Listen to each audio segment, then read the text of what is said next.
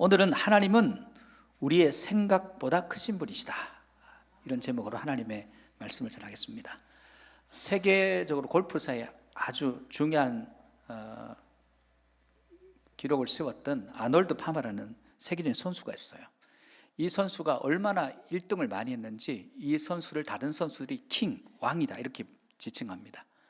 근데 이 선수가 사우디아라비아에 가서 시범 경기를 한번 했는데 국왕의 인상에 너무 괜찮았나 봐요. 그래서 미국에 있는 이 선수를 골프를 같이 치자고 초청하면서 전용기를 보내서 데려왔어요.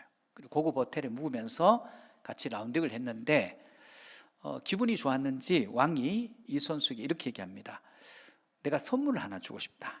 뭐든지 말해라. 그랬더니 아주 괜찮다고.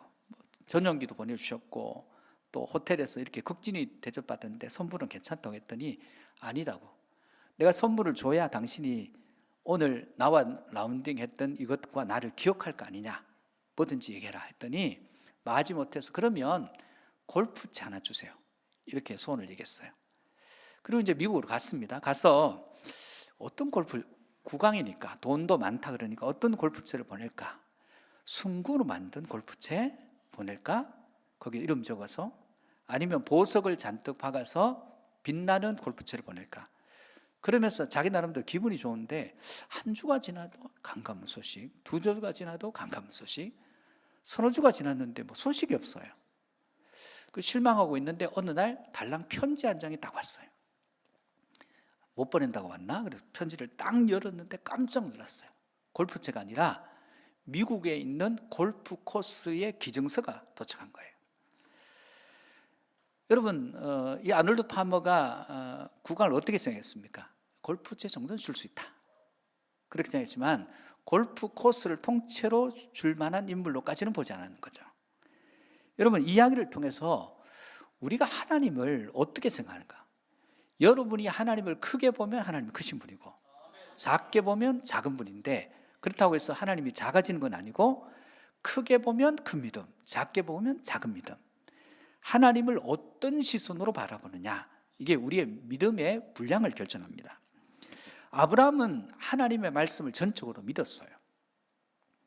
왜냐하면 어떤 하나님 믿었냐면 그분은 나에게 신실하다고 믿었어요. 그분은 나에게 인자하시다는 거예요. 인자와 신실로 나를 대하신다는 거예요. 그러니까 그분이 나를 사랑하면서 나한테 약속한 것을 반드시 이룬다고 믿으니까 그 말씀대로 끝까지 살아갈 수가 있는 겁니다. 참된 신앙이란 것은 하나님을 바르게 아는 것에서부터 출발합니다. 우리는 하나님을 어디서 알아야 될까요? 우리는 하나님을 성경에서 알아야 됩니다. 성경이 말하는 하나님이 어떤 분인가? 성경이 말하는 하나님이 누구시냐? 성경이 말하는 하나님은 우리가 생각하는 것보다 크신 분이고, 그 성경이 말하는 하나님은 그 하나님은 우리가 미처 헤아릴 수 없을 정도로, 다 이해할 수 없을 정도로 크신 분이라는 거예요. 인간은 하나님을 알되 부분적으로 알아요. 다 모릅니다. 그런데 많이 안다고 착각합니다. 하나님은 어떨까요? 우리를 부분적으로 알까요? 전체로 알까요? 하나님은 우리의 속속들이 모든 것을 아십니다. 여러분이 여러분 자신을 잘 안다고 생각하는데 저도 저 자신의 부분 중에 모르는 부분이 가끔씩 튀어나올 때가 있어요. 그러니까 우리도 사실은 우리 자신에 대해서 잘 모릅니다. 그런데 하나님은 우리의 모든 것을 아세요. 그분은 전능하신 하나님이시기 때문에 우리에 대해서 모르시는 부분이 없습니다. 그런데 우리는 그 하나님, 우리를 모든 것을 아시는 그 하나님을 얼마나 아느냐? 생각보다 많이 아는 것 같지는 않습니다. 그러면 우리 인생에 하나님을 조금이라도 더 알 때 어떤 유익이 있냐는 거예요. 첫 번째는 하나님의 크심을 알 때 인간은 자기 자신을 바르게 알게 된다는 거예요. 본문 1절 4절 말씀을 같이 한번 보시겠습니다. 같이 봅시다. 여호와여, 주께서 나를 살펴보셨으므로 나를 아시나이다. 주께서 내가 앉고 일어섬을 아시고 멀리서도 나의 생각을 밝히 아시오며 나의 모든 길과 내가 눕는 것을 살펴보셨으므로 나의 모든 행위를 익히 아시오니 여호와여, 내 혀의 말을 알지 못하시는 것이 하나도 없으시니이다. 사람들은 자신에 대해서 대단하다고 생각해요. 실제로는 대단하지 않는데, 그래서 자신의 실체를 생각보다 더 높여요. 그러다 보니까 자기 자신을 직면할 때가 없고 자기 자신의 본 모습을 보지 못하는 경우가 많습니다. 인생은요, 내 뜻대로 안 될 때가 훨씬 더 많아요. 내 뜻대로 되는 것보다 내 뜻대로 안 될 때가 훨씬 더 많습니다. 여러분, 누가복음 5장에 보면 베드로가 어느 날 고기를 잡으러 갔습니다.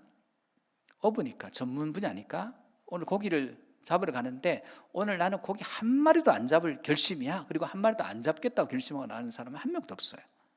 나는 오늘 만선의 꿈을 가지고 어마어마한 고기를 잡아올 거야. 갔는데 웬걸 한 마리도 못 잡았어요. 빈손이에요. 그래서 실패한 거예요. 어부가 고기 잡는 것에 실패합니다. 아무것도 손에 잡은 것이 없어요. 허탄합니다. 몸은 지칠 대로 지쳐있고 힘든 상황 가운데 있습니다. 여러분, 우리 인생에도 가끔씩 빈손일 때 뭘 했는데 잡은 게 없어요. 그리고 내 앞에 보이는 것이 없어요. 그때 우리 실망하게 됩니다. 근데 놀라운 것은 그때 하나님께서 우리 가운데 오셔서 임재하실 때가 많아요. 실패가 아니더라는 거예요. 오늘 베드로의 모습, 시몬 베드로의 모습이 그래요. 다 실패인데 아무것도 없어요. 허탄하죠. 마음이 헛헛해요. 그리고 지쳤어요. 손도 까딱 하기 싫은데 내일 또 고기를 잡아야 되니까 그물은 어떻게 좀 정리를 해야 될까 해서 그물 정리하고 있는 그때입니다. 인생의 세상 것으로 가득 찬 사람에게는 주님의 자리가 없어요. 그래서 우리는 때로 실패하고 때로 어렵고 힘든 가운데서 그때 우리는 주님을 만나야 됩니다. 그때 주님을 만날 때 이 세상 가운데 자기를 높였던 마음, 자기를 의를 자랑했던 마음, 교만했던 마음 내려놓고 세상에 그 어떤 것보다 귀한 주님을 만나는 인생이 되더라는 겁니다. 그런 은혜가 있기를 주의 이름으로 축복합니다. 우리 안에 주님이 임하실 수 있는 공간이 필요해요. 오늘 해안에 두 배가 정박이 되어 있습니다. 얻은 게 하나도 없어요. 그리고 그물을 정리하고 있는데 예수님이 하필이면 베드로의 배에 오르셨어요. 그러면서 배를 조금 육지에서 띄우라고 얘기하세요. 이거 번거로운 일이에요. 굉장히 힘든 일이에요. 그런데 왜 그런지 모르지만 배를 약간 띄우니까 주님께서 배전에 앉아서 말씀을 해변을 향해서 전했는지 그 안에 타고 있는 사람을 정했는지 모르지만 말씀을 선포하기 시작해요. 하나님의 나라와 말씀을 선포하기 시작합니다. 무슨 얘기를 했는지는 기록이 안 됐기 때문에 알 수가 없어요. 근데 분명한 것은 고기 잡는 얘기는 아니에요. 그 말씀을 다 하실 때 베드로의 생각에는 왜 하필이면 저분이 내 배에 오르셔서 저렇게 말씀하신가? 도대체 저분이 누군가 하는 의문이 있었을 거예요. 말씀을 마치신 주님께서 베드로에게, 시몬에게 이렇게 말씀하세요. 누가복음 5장 4절입니다. 같이 볼까요? 말씀을 마치시고 시몬에게 이르시되 깊은 데로 가서 그물을 내려 고기를 잡으라. 어부의 상식에 깊은 데로 갈 게 아니고 고기는 얕은 데 있어요. 아침입니다. 세마포 그물은 다 보여요. 던지면 다 보이는데 고기가 들어갈 리가 없어요. 근데 이 상식밖에 전문가는 난데 비전문가인 주님께서 말씀하시는데 웬일인지 그날따라 한 번도 순종하는 모습이 아니었던 베드로가 이 말씀에 순종해요. 5장 5절입니다. 같이 봅시다. 시몬이 대답하여 이르되 선생님, 우리들이 밤이 새도록 수고하였으되 잡은 것이 없지만은 말씀에 의지하여 내가 그물을 내리리라. 이거 있을 수 없는 일이에요. 말씀 하나만 의지하고 내가 살아온 경험 다 버리고 말씀 하나 붙들고 그물 내리겠다는 거예요. 그래서 그 결과, 순종했던 결과가 뭐냐면 본문 누가복음 5장 6절 7절 말씀입니다. 또 같이 볼까요? 그렇게 하니 고기를 잡은 것이 심히 많아 그물이 찢어지는지라. 이에 다른 배에 있는 동무들에게 손짓하여 와서 도와달라 하니 그들이 와서 두 배의 체험에 잠기게 되었더라. 베드로 인생에 어부로 살았는데 지금 그물이 찢어지는 것도 처음 경험하고 혼자서 감당이 안 돼가지고 옆에 있는 동료를 불러야 되는 상황도 처음이고, 그리고 실었는데 배가 이 고기 때문에 잠길 지경이 된 것도 처음 경험한 거예요. 자기 전문자인데 저분이 말씀하신 걸 들으면서 뭔가 변화는 있었겠죠. 그리고 순종했겠죠. 그리고 그 말씀을 따랐을 뿐인데 자기 인생에 한 번도 경험하지 못한 것들을 경험합니다. 그때 나 좀 잘할 수 있어. 어부는 내 전문 분야야. 나 이거 잘할 수 있어. 나는 체험이 있어. 기도 내 잘해. 헌신도 잘하고 예배도 잘 드려.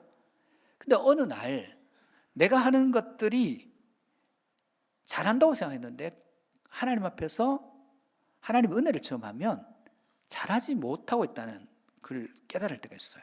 내 실체와 직면할 때가 있어요. 그래서 베드로가 어떻게 고백합니까? 누가복음 5장 8절입니다. 갑자기 이렇게 고백해요. 함께 봅니다. 시몬 베드로가 이를 보고 예수의 무릎 아래에 엎드려 이르되 주여 나를 떠나소서 나는 죄인이로소이다 하니, 무릎 아래에 엎드렸다는 것은 주님이 앉아 계시면 완전히 엎드린 거예요, 바닥에. 그러면서 자기가 죄인이래요. 물고기가 많이 잡힌 거하고 자기가 죄인이라고 무슨 상관이 있어요?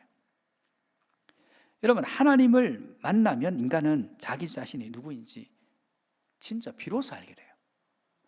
주님을 만나기 전에는 여러분이 아는 여러분은 실체는 여러분 자신이 아니에요. 하나님을 만남으로 그분이 누구신지를 알게 되는 은혜가 있기를 축복합니다. 누가복음 5장 9절에 10절입니다. 같이 볼까요? 이는 자기 및 자기와 함께 있는 모든 사람이 고기 잡힌 것으로 말미암아 놀라고 세베대의 아들로서 시몬의 동업자인 야고보와 요한도 이렇게 한 이유는 놀란 거예요. 여러분, 하나님을 만남으로 여러분 안에 놀라고 감격하고 감동하는 일이 있기를 주의 이름으로 축복합니다. 베드로는 지금 놀랍습니다. 그래서 누가복음 5장 10절 하반절에서 11절 말씀 같이 볼까요? 시작. 예수께서 시몬에게 이르시되 무서워하지 말라. 이제 후로는 내가 사람을 취하니 하시니 그들이 배들을 육지에 대고 모든 것을 버려두고 예수를 따르리라. 여러분, 지금 고기 잡는 것으로 부르신 게 아니에요. 사람을 건지는 인생으로 부르셨습니다. 베드로는 그 깊은 곳이, 베드로의 깊은 곳은 뭐냐 하면 순종하지 못한 마음의 깊은 곳이에요. 자기 경험을 의지하는 거예요.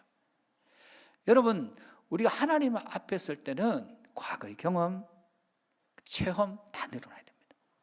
그리고 오직 하나님 말씀하십시오, 주의 종이 듣겠나이다 하는 순종의 마음이 있어야 돼요. 그때 하나님이 나를 통해서 역사하심으로 나의 실체를 그때 직면하게 되는 것입니다. 여러분, 아직도 내가 누군지, 여러분, 우리가 신앙생활하면 제일 힘든 게 자아가 안 깨진 사람들이에요.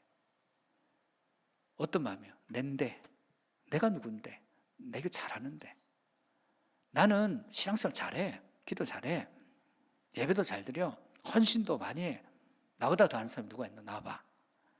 이런 사람이 제일 힘들어요. 안 깨져요. 말씀에 순종 못해요. 변화가 안 돼요. 여러분, 축복합니다. 오늘 예배드린 여러분이 주님 앞에서 완전히 깨트려지기를 주의 이름으로 축복합니다. 두 번째, 하나님의 크심을 알 때 모든 두려움이 사라진다 그랬어요.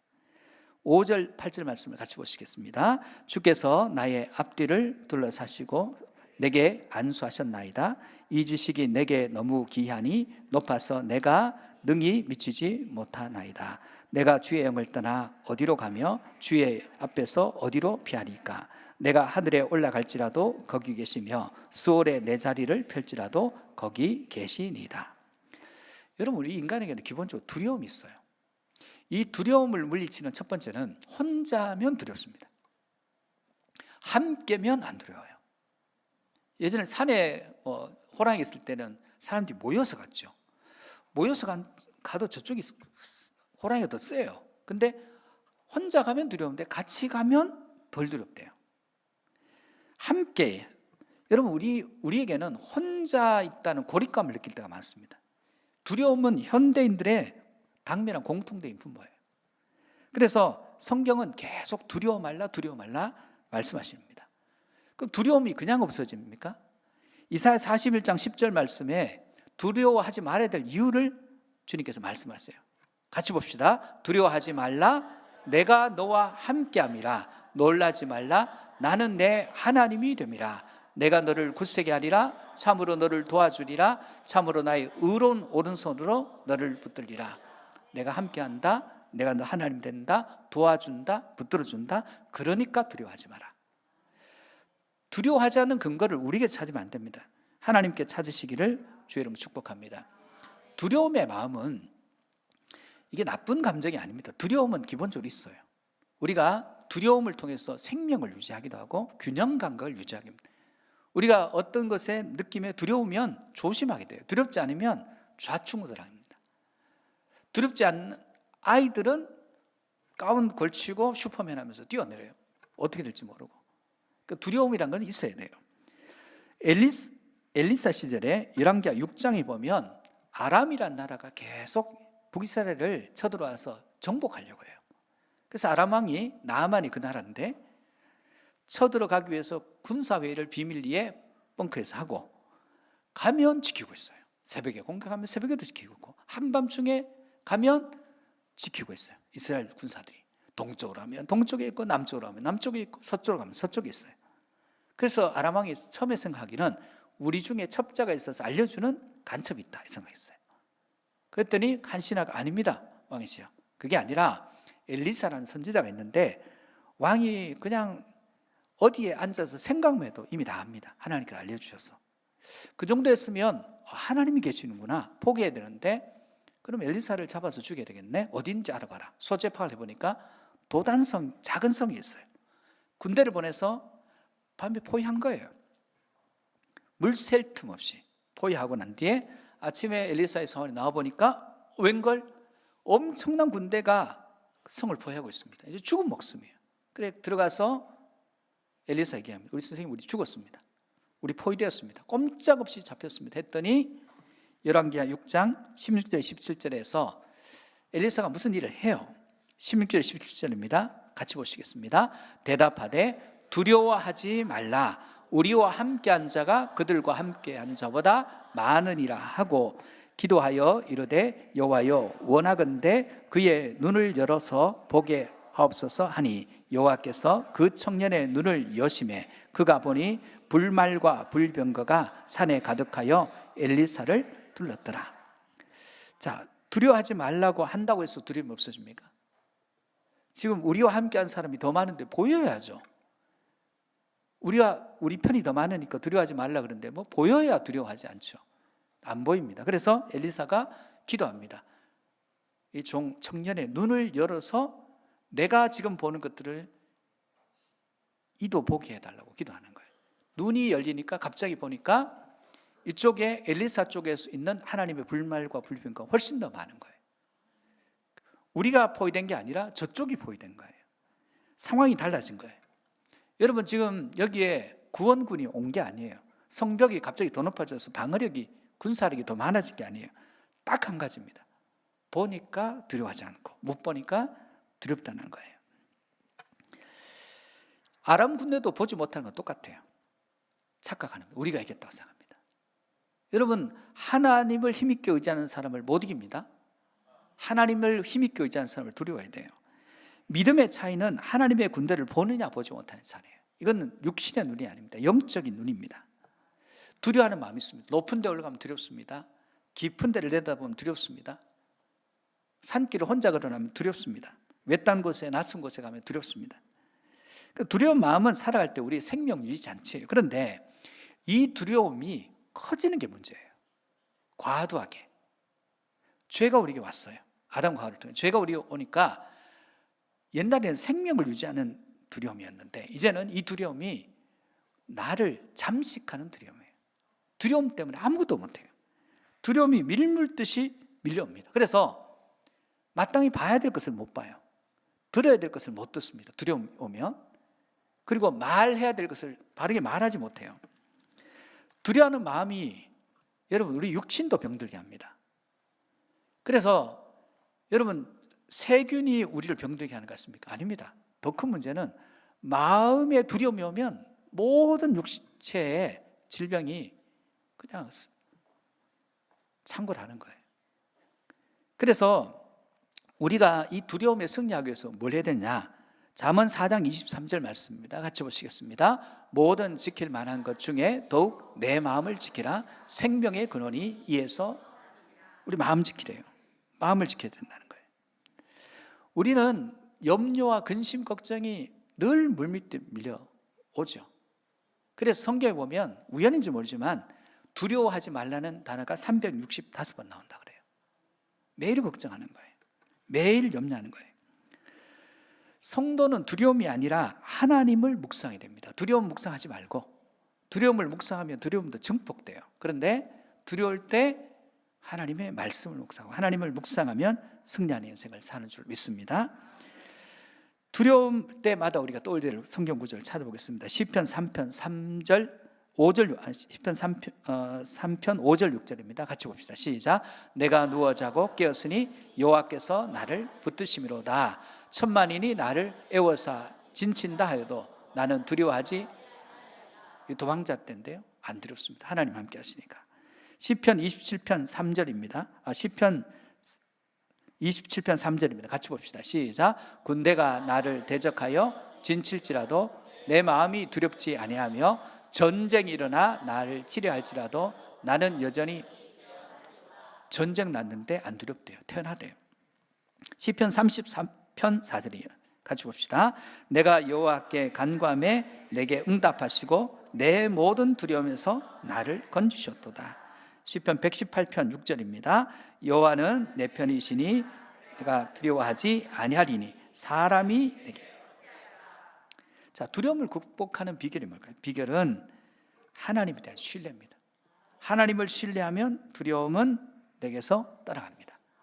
또 한 가지는 하나님이 우리와 함께 한다는 사실을 결코 잊어버리지 마시기를 주 여러분 축복합니다.